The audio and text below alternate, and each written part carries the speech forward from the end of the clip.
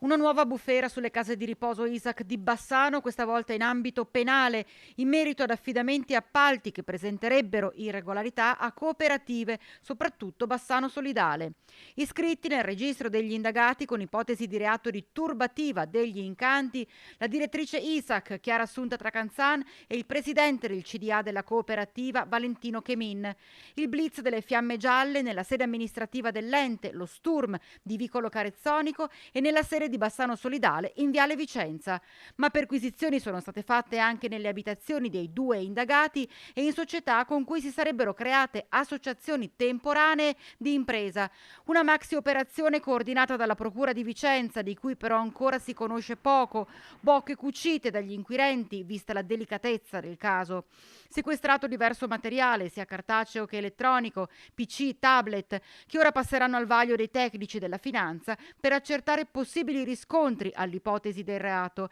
secondo cui la direttrice delle case di riposo avrebbe favorito la cooperativa per esternalizzare diverse tipologie di prestazioni.